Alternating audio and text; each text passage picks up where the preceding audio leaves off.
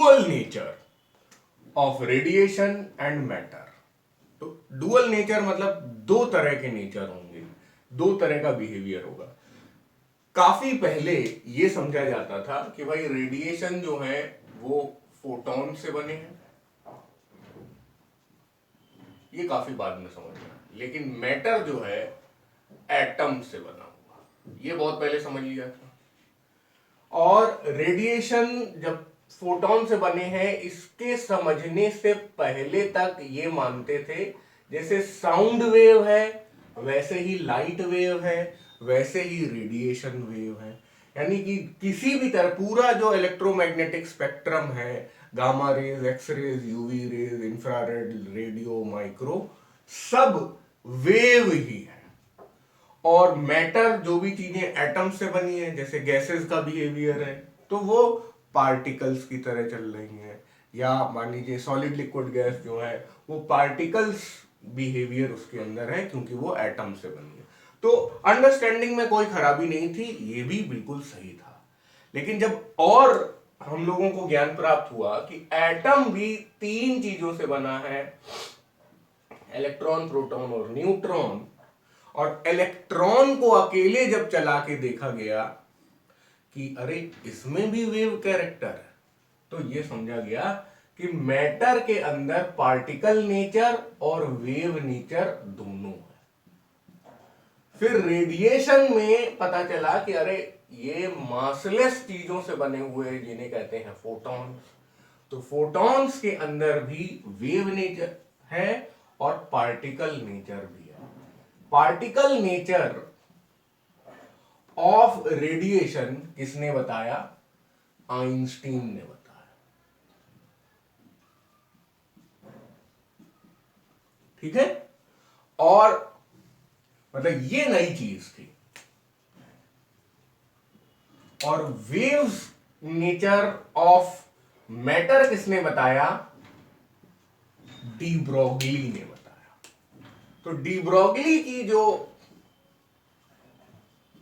Theory थी उसने scientist को बड़ा अचंभित किया। अरे हमारे अंदर भी वेव नेचर है क्या? मतलब हम लोग पार्टिकल से बने हुए हैं तो हम भी वेव हैं क्या?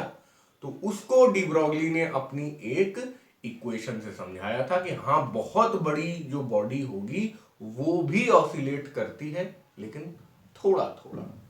अगर वो बहुत तेज चले तो ऑसिलेशन ज्यादा होगा। तो अभी हमें यह समझना है कि रेडिएशन में भी डुअल नेचर होता है, मैटर में भी डुअल नेचर होता है। रेडिएशन वेव और पार्टिकल दोनों हैं, और मैटर पार्टिकल और वेव दोनों है। इलेक्ट्रिसिटी में हम लोगों ने ऐसा देखा था कॉपर वायर। कॉपर वायर में जो बड़े वाले ये सर्कल्स हैं, ये वाले, ये क्या है? कॉपर के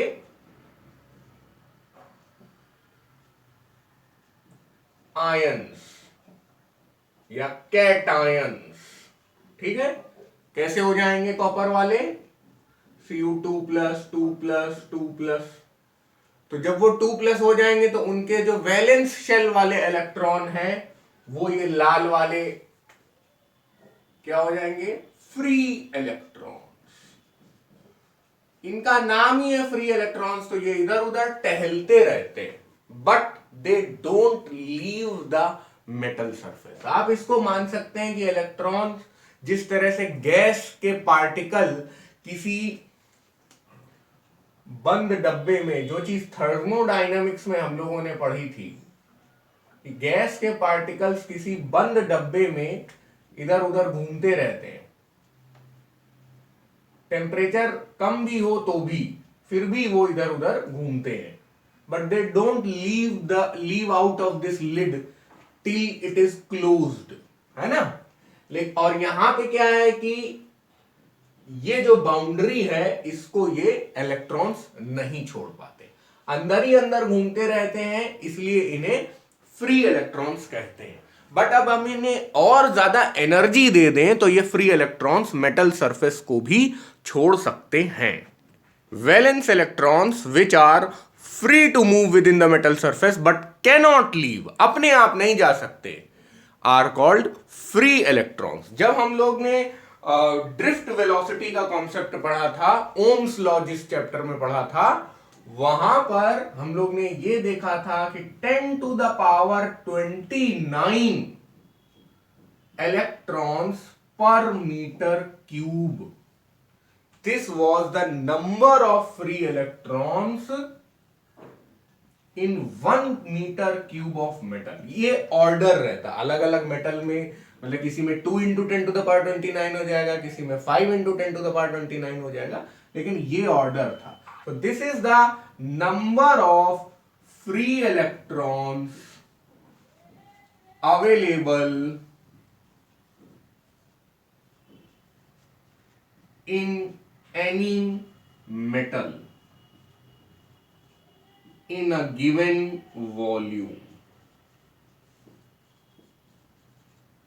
या इन अ यूनिट वॉल्यूम बोलो ज्यादा अच्छा होगा, क्योंकि पर मीटर क्यूब तो कर ही दिया ना. तो क्योंकि 10 टू द पावर 29 बहुत बड़ा नंबर है, आप 1 मीटर क्यूब का मेटल ब्लॉक ना लें, आप थोड़ा सा वायर भी ले लें, उसके अंदर भी बिलियंस ऑफ फ्री इलेक्ट्रॉन्स होंगे. बिलियंस तो 10 टू द पावर 9 ही होगा ना, तो चाहे जितना छोटा वायर ले लो. हमने सीखा कि अपने आप इलेक्ट्रॉन बाहर नहीं निकल पाएंगे मेटल सरफेस से, हम चाहे जितनी मेहनत कर लें अपने आप. लेकिन अगर हमारी मेहनत में ये इन्वॉल्व है कि हम हीट दे दें, या फिर हम उसे किसी इलेक्ट्रिक फील्ड में रख दें, या फिर उस पर कोई लाइट मारें, तो इलेक्ट्रॉन्स निकल सकते हैं. यानी कि हम लोग एफर्ट लगाकर, एक्सटर्नल एफर्ट लगाकर इलेक्ट्रॉन्स को बाहर निकाल सकते हैं. Emission of electrons from the metal surface is called electronic emission, but this emission does not take place itself. It takes place due to external hard work done by us. ठीक है, तो पहला वाला है थर्मियोनिक एमिशन, दूसरा वाला है field emission, तीसरा वाला है फोटो इलेक्ट्रिक एमिशन. कुछ लोग फोटो एमिशन भी कह देते हैं. ठीक है, तो अगर हम इस मेटल सरफेस को खूब ज्यादा गर्म एनवायरनमेंट में रखें, तो जो इलेक्ट्रॉन सरफेस पे होंगे वो निकल के बाहर आ जाएंगे. दूसरा एक तरीका यह है कि हम इसे इलेक्ट्रिक फील्ड में रख दें, यानी कि यहां पे हम पॉजिटिव प्लेट लगा दें, वेरी स्ट्रॉन्ग पॉजिटिव प्लेट लगा दें, यहां पे वेरी स्ट्रॉन्ग नेगेटिव प्लेट लगा दें. तो नेगेटिव वाली इनको धक्का देंगी, पॉजिटिव वाली इनको बुलाएंगी, तो इलेक्ट्रॉन निकल के बाहर आ जाएंगे. ये हो गया field emission. Spark plug emission इसका एक एग्जांपल है. तो ये यार थोड़ा याद रखने वाली बात है. दोनों प्लेट्स के बीच में पोटेंशियल डिफरेंस कितना होना चाहिए, इस ऑर्डर में होना चाहिए, तब फील्ड एमिशन हो पाएगा. फोटो इलेक्ट्रिक एमिशन ही हमारे कोर्स में है, ये सिर्फ बातचीत की बातें, लेकिन कोई पूछ सकता है right 3 methods of electronic emission, तो इतना आपको लिख के आना होगा. अब फोटो इलेक्ट्रिक में क्या होगा कि हम अपनी तरफ से लाइट रेडिएशंस मारेंगे. लाइट रेडिएशंस बोल सकते हैं, इलेक्ट्रोमैग्नेटिक रेडिएशंस बोल सकते हैं, यूवी रेज मार सकते हैं, और गामा रेज मार सकते हैं, एक्स रेज मार सकते हैं. हाई एनर्जी वाले हमें करने होंगे. विजिबल से भी हो जाता है, समझे ना. कैसे हम लोगों ने केमिस्ट्री में पढ़ा है कि अगर सोडियम को हवा में रख लिया जाए तो वो रिएक्ट कर जाता है, सोडियम को अगर सनलाइट दिखा दी जाए तो वो रिएक्ट कर जाता है. तो वो फोटो इलेक्ट्रिक एमिशन के कारण होता है. तो visible rays are also capable of kicking out electron. ठीक है, तो यहां से हमने लाइट मारी, तो उसको अब हम लोग कैसे दिखाएंगे, एच न्यू से दिखाएंगे. एनर्जी कितनी है किसी भी लाइट फोटोन में, एक फोटोन में एनर्जी कितनी है, एच न्यू है. एच न्यू इस वाले इलेक्ट्रॉन में पड़ी, तो ये इलेक्ट्रॉन क्या हो जाएगा. अब ये नहीं, अब तो हम फोटो एमिशन पढ़ रहे हैं तो ये नहीं पढ़ेंगे. तो जिस पे फोटोन टक्कर मारेगा जिस इलेक्ट्रॉन पे, वो किक आउट हो जाएगा. ठीक है, तो kicking out of photo electrons from the metal surface is called photo electric emission. Photo electron क्यों कह रहे हैं, क्योंकि ये लाइट जनरेटेड इलेक्ट्रॉन्स हैं. लाइट की मार खाने के बाद ये बाहर निकले. ठीक है, और इस तरह के जो इलेक्ट्रॉन हैं, अगर इन्हें हम किसी सर्किट में डाल दें कि चलो तुम बाहर निकल आए हो, अब तुम घूमो सर्किट में, एक्सटर्नल सर्किट में, बल्ब को जला दो, तो उनको बोलेंगे, उस तरह के करंट को बोलेंगे फोटो इलेक्ट्रिक करंट। आइंस्टीन ने फोटो इलेक्ट्रिक एमिशन में बहुत काम किया था, उनको नोबेल प्राइज भी इसी की वजह से मिला था। भले हम लोग आइंस्टीन को E = mc² से जानते हैं, लेकिन Einstein got the Nobel prize because of photo electric emission. अब जैसे आपसे पूछ लिया जाए कि मेथड ऑफ इलेक्ट्रॉनिक एमिशन इनमें से कौन सा नहीं है, which of the following is not a method of electronic emission, क्या ऑप्शन है? We impart transverse waves to the electronic to the metal surface, we impart longitudinal waves, हम इन्हें हीट वेव दे दें, हम इन्हें इलेक्ट्रिक फील्ड में रख दें। मेटल के साथ 4 तरह के टॉर्चर किए जा रहे हैं, तो इन 4 में से किस तरीके से इलेक्ट्रॉनिक एमिशन नहीं होगा? अब आप कहेंगे सर हमने तो पढ़ा था हीट, इलेक्ट्रिक फील्ड और रेडिएशन, अब ये ट्रांसवर्स लॉन्गिट्यूडनल क्या है? याद रखिए, जो रेडिएशन है, सन से आने वाला इलेक्ट्रोमैग्नेटिक वेव्स होता है, वो ट्रांसवर्स होता है, वो ट्रांसवर्स होता है। लॉन्गिट्यूडनल होता है साउंड, तो साउंड हमारा आंसर नहीं हो सकता, तो ये वाला गलत है, बाकी तीनों सही है। हमसे पूछा गया था कौन सा मेथड गलत है, तो गलत वाला ही आंसर है, तो आप बोलेंगे longitudinal waves. Photo electric effect को अब हम लोग सर्किट डायग्राम में देख रहे हैं। क्या किया हम लोगों ने? 2 प्लेट्स लगाई, उसको एक ग्लास चेंबर में बंद कर दिया, मतलब कि कहीं से एयर वगैरह नहीं आ पाए, अंदर वैक्यूम होना चाहिए।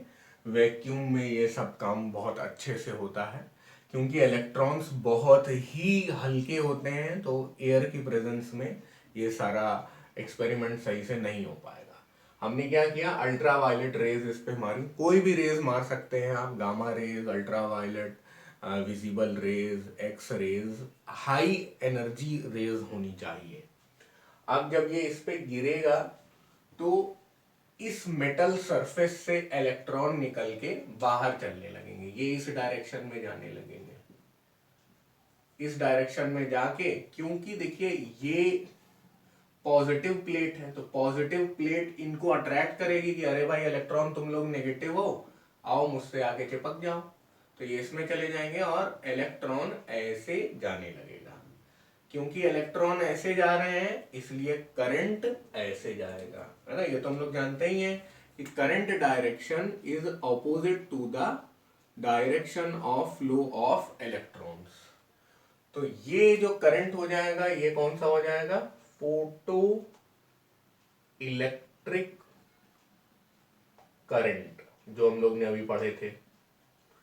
ये कौन से इलेक्ट्रॉन्स हो गए? फोटो इलेक्ट्रॉन्स, फोटो इलेक्ट्रॉन्स हो गए। ये हमारी एक्सटर्नल बैटरी है, ये गैल्वेनोमीटर है, गैल्वेनोमीटर बता रहा है कि इस डायरेक्शन में करंट फ्लो हो जा रहा है। अच्छे से बना लीजिए डायग्राम को। अब इसी तरह का एक्सपेरिमेंट हर्ट्ज और लेनर्ड ने किया। उन लोगों ने भी अलग अलग फ्रीक्वेंसी के लाइट रेडिएशंस यहाँ पे मारे। थोड़ा सा जो ये बना है वही ये भी बना है, बट यहाँ पर ये फायदा है हमें कि हम लोग voltage difference between the plates को कंट्रोल कर ले रहे हैं, मतलब कि इनके बीच में जो पोटेंशियल डिफरेंस है V, उसे हम कंट्रोल कर पा रहे हैं, और उससे हम स्टडी कर रहे हैं कि वोल्टेज जब हम चेंज कर रहे हैं, पोटेंशियल डिफरेंस जब हम चेंज कर रहे हैं, तो करंट कैसे चेंज हो रहा है। हम लोग एक्स एक्सिस में वोल्टेज को प्लॉट करेंगे और वाई एक्सिस में हम लोग करंट को प्लॉट करेंगे, ठीक है? तो इन्होंने ये हर्ट्ज और लेनर्ड ने ये पाया कि हाँ भाई चलो, एक डेफिनेट फ्रीक्वेंसी की न्यू की हमने इसमें लाइट रे मारी, मतलब आप एच न्यू यहाँ पे मार रहे हैं। कैसे? जैसे यहाँ पे अल्ट्रावायलेट थी, या उसी तरह अलग अलग फ्रीक्वेंसी की हम लोग ने टेस्ट किया। मान लो किसी न्यू फ्रीक्वेंसी की बात चल रही है जिसमें ये पक्का है कि हाँ फोटो इलेक्ट्रॉन यहां से निकल रहे हैं। फोटो इलेक्ट्रॉन कैसे? इस प्लेट से इलेक्ट्रॉन निकलकर चल देंगे इसमें, जैसे वहां निकल रहे थे, इस प्लेट पे गिर जाएंगे और फिर ऐसे जाके यहां से होते हुए यहां से फिर यहां आ जाएंगे। तो एक तरीके से सर्किट कंप्लीट हो जाएगा। इलेक्ट्रॉन्स ऐसे जा रहे हैं तो फोटो इलेक्ट्रिक करंट इनके ऑपोजिट जाएगा। अब जो ये करंट यहां से जाएगा वो यहां से भी आएगा, है कि नहीं? करंट ऐसे जा रहा है तो एमीटर से होके जाएगा, तो एमीटर करंट को मेजर कर लेगी। इन्होंने ये पाया कि एक लेवल के बाद हम कितना भी पोटेंशियल बढ़ा लें, मतलब पोटेंशियल डिफरेंस हम कितना भी बढ़ा दें, एक लेवल के बाद एक कांस्टेंट करंट जाता है। लेकिन पोटेंशियल डिफरेंस कम करते करते करते करते करते जीरो पोटेंशियल डिफरेंस कर दिया इन दोनों के बीच में, तब भी, मतलब बिना किसी बैटरी के भी, भाई जीरो पोटेंशियल डिफरेंस कर दिया यानी कि हम लोग यहां पे आ गए ओरिजिन में, तब भी हम देखते हैं कि नहीं करंट तब भी इसमें चल रहा है। फिर हम उल्टा कर दें, नेगेटिव पोटेंशियल मारने लगे, मतलब कि ये जो ये माइनस है ये प्लस है, इसकी जगह इसको प्लस कर दें, इसको माइनस कर दें, तब भी एक लेवल तक करंट हमारा चलता ही रहता है। इसे बोलते हैं हम लोग V0। V0 बाद में कहलाएगा स्टॉपिंग पोटेंशियल। स्टॉपिंग पोटेंशियल क्या है कि अब हम लोग जब इस ग्राफ में है, इधर जीरो के इस पार हैं, तब ये प्लेट को हम नेगेटिव कर लेते हैं और ये प्लेट को पॉजिटिव कर लेते हैं। तो नेगेटिव प्लेट क्या करती है, इन इलेक्ट्रॉन्स को आने ही नहीं देती। बहुत ज्यादा नेगेटिव होगा तो ये इलेक्ट्रॉन भाई वापस लौट जाएंगे। तो जब इलेक्ट्रॉन वापस लौटने लगे, इस पॉइंट को बोलते हैं स्टॉपिंग पोटेंशियल। स्टॉपिंग पोटेंशियल यानी कि अब यहां पे कोई करंट नहीं चल रहा है। तो ये ध्यान रखिएगा, ये this is exactly parallel to the potential difference axis. यहां पे क्या बढ़ रहा है, यहां पे करंट बढ़ रहा है।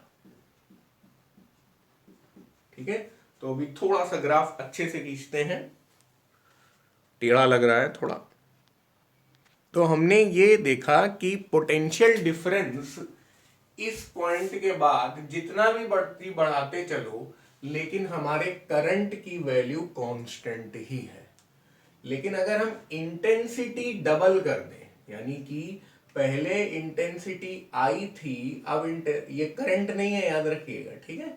मैं इंटेंसिटी को इंट लिखे दे रहा हूं, ठीक है?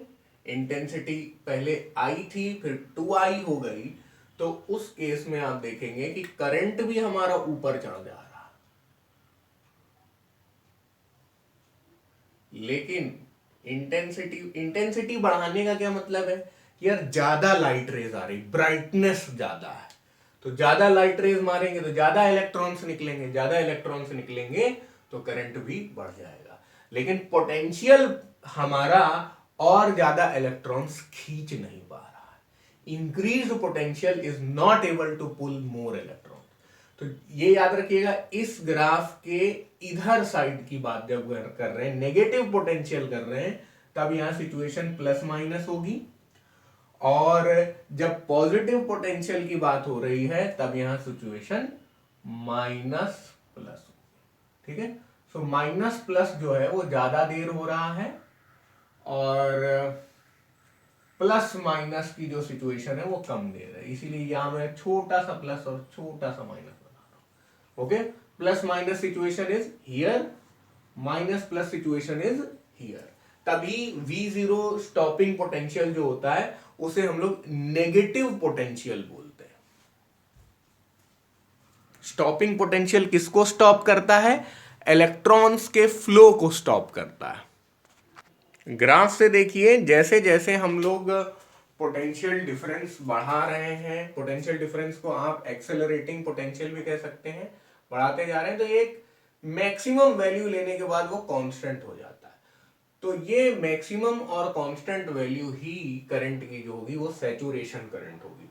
तो एक किसी इंटेंसिटी के लिए सैचुरेशन करंट यहां होगा, डबल इंटेंसिटी के लिए सैचुरेशन करंट बढ़ जाएगा, ट्रिपल इंटेंसिटी अगर एक और ग्राफ हम लोग बनाए तो उसका सैचुरेशन करंट और ऊपर चला जाएगा। आप ग्राफ में देख सकते हैं कि जीरो पोटेंशियल भी जो हम लोग ने कर दिया, कम होते होते होते होते जीरो पोटेंशियल पे हैं, तब भी इस पॉइंट पर हमारा करंट जीरो नहीं, करंट जीरो नहीं, कुछ वैल्यू है करंट की। इस इंटेंसिटी पे करंट की वैल्यू ये है, बढ़ी हुई इंटेंसिटी पे करंट की वैल्यू और ज्यादा है।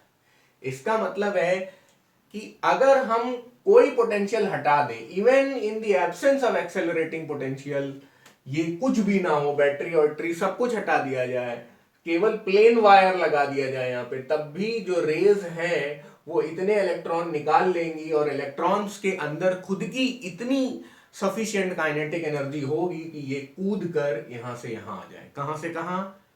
एमिटर प्लेट से कलेक्टर प्लेट। जिससे इलेक्ट्रॉन निकल रहे हैं उसे बोल रहे हैं एमिटर प्लेट, जिसपे इलेक्ट्रॉन जाकर कूद रहे हैं उसे बोल रहे हैं कलेक्टर प्लेट।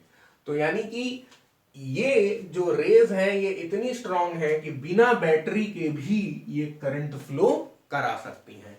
और इसी चीज को हम लोग खुलजा सिमसिम वाले दरवाजे में यूज करते हैं। कैसे? हम लोग जाते हैं दरवाजे के पास खड़े हो जाते हैं, तो लाइट सेंसर्स हम लोगों को देख लेते हैं और दरवाजा ऐसे खुल जाता है, करंट पास हो जाता है उस टाइम पे। ये तरीका होता है। और आखिरी पॉइंट, जब हम लोग अपना नेगेटिव पोटेंशियल नेगेटिव डायरेक्शन में बढ़ाते बढ़ाते V0 तक ले आए, तो हमने देखा कि जो हमारा करंट है वो गिरकर जीरो के बराबर हो गया। तो वो V0 वैल्यू जिस पर करंट बहना बंद हो जाए, यानी कि अपने जो इलेक्ट्रॉन्स हैं इसकी नेगेटिविटी की वजह से, मतलब अब ये पॉजिटिव प्लेट नहीं रही ना, अब जब हम लोग V0 की बात कर रहे हैं, अगर हम एट V0 की बात कर रहे हैं तो V0 में बैटरी उल्टी लग जाएगी, है ना, तब ये नेगेटिव हो जाएगा और ये पॉजिटिव हो जाएगा।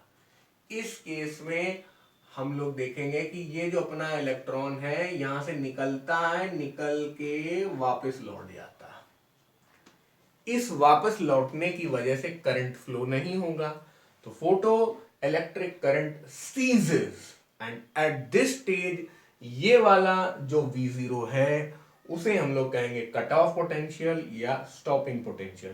V0 कैसा होता है? एक तरीके का ऑपोजिट पोटेंशियल, नेगेटिव पोटेंशियल, मतलब बैटरी को उल्टी लगा दें या सर्किटिंग को उल्टा कर दें। ठीक है।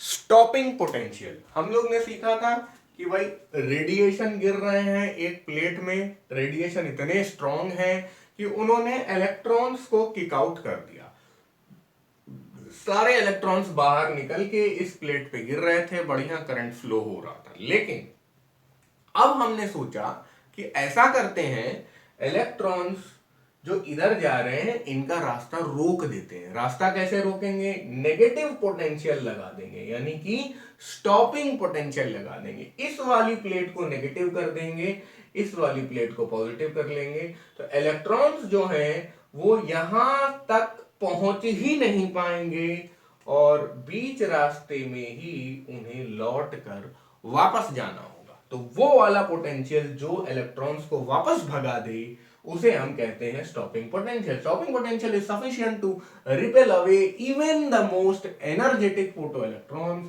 विद मैक्सिमम काइनेटिक एनर्जी, जिसे हम कह रहे हैं के मैक्स। इसीलिए यहां पे जो बढ़िया कंडीशन है जो हमें याद रखनी है वो ये है, half mv² is equal to ev0। ठीक है, बादलों से बरसात ठीक है। तो m is the mass of electron, e is the charge on electron, v0 is the stopping potential. Okay, तो स्टॉपिंग पोटेंशियल जब ऐसा कर दिया हम लोगों ने, उस केस में अब हम चलो एक क्वेश्चन ले लेते हैं, उस क्वेश्चन से कुछ और बातें हम लोगों को समझ में आएंगी। Find the stopping potential for electrons moving with इतनी maximum velocity. Also write the kinetic energy, maximum kinetic energy for those electrons which are moving this with this high velocity. उस काइनेटिक एनर्जी आपको joule में भी निकालना है और electron volt में भी निकालना है। स्टॉपिंग पोटेंशियल आप निकालेंगे तो आप वोल्ट में ही निकालेंगे। तो हमारे पास जो जो दिया हुआ है वो मैंने यहाँ पे लिस्ट डाउन कर लिया है और कंडीशन हमारी ये है। चलो इस कंडीशन को यूज करते हैं। Half m v max square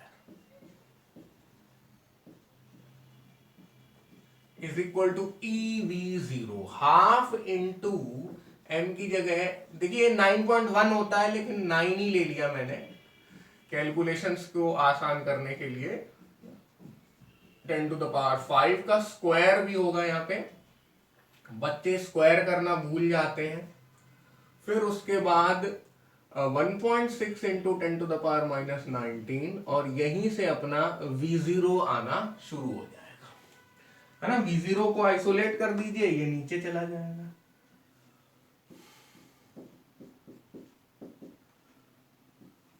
nine into 10 to the power minus 31, 4 का स्क्वायर 16, 10 टू द पावर 10 और ये भी हो गया 1.6 into 10 to the power minus 19। यार V0 अकेला रह गया, ये नीचे आ गया, वही यहाँ पे लिखा हुआ है मैंने।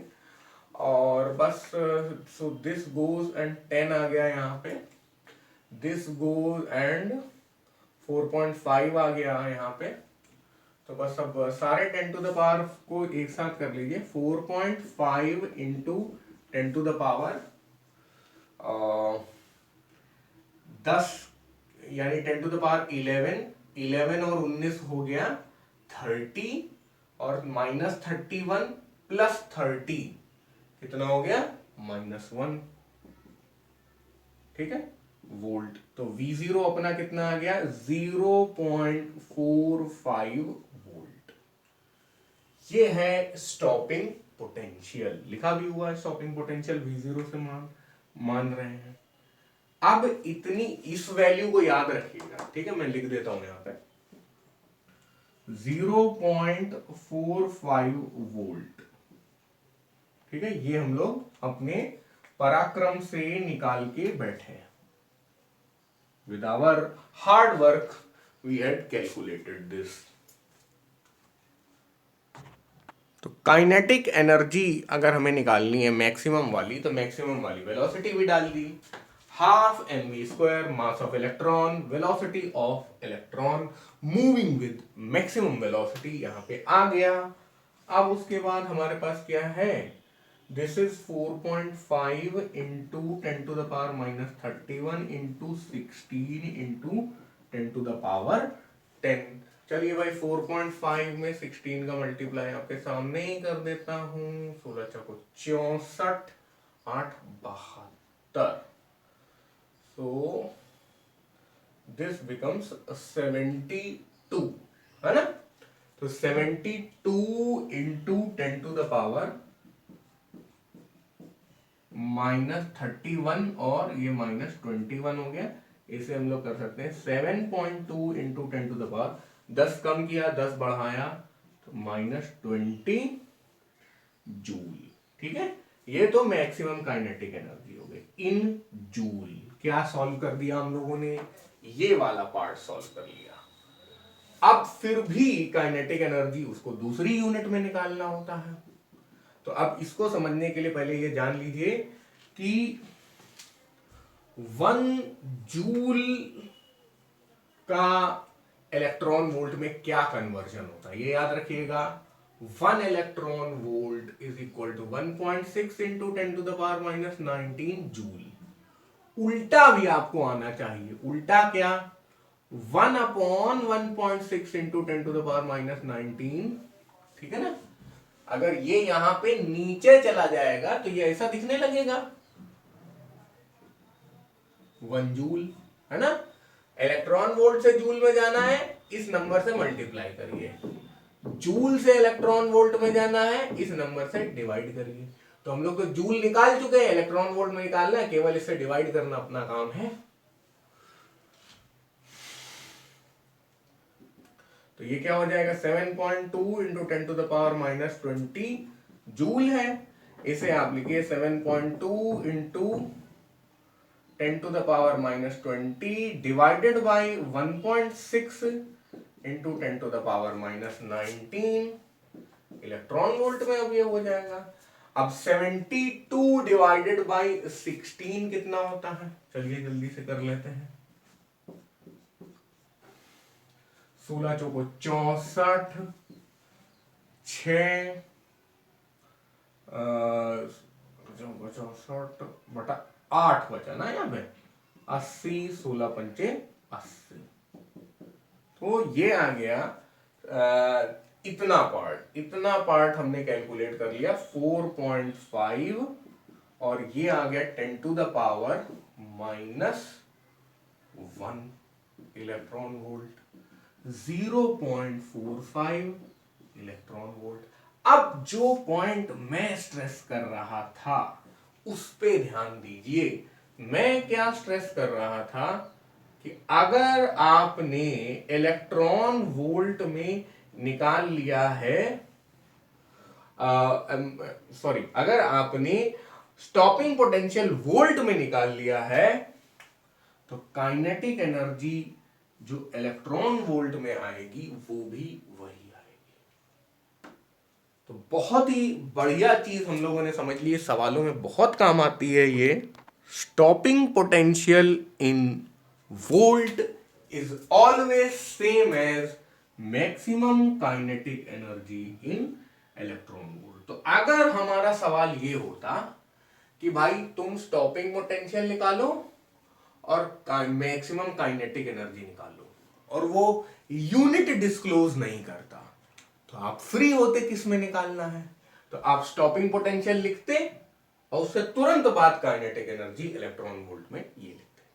अगर वो कहता कि नहीं नहीं हमें काइनेटिक एनर्जी जूल में चाहिए भाई तब आपको इतना और करना होता, बट ये आपको कभी भी करने की जरूरत नहीं है।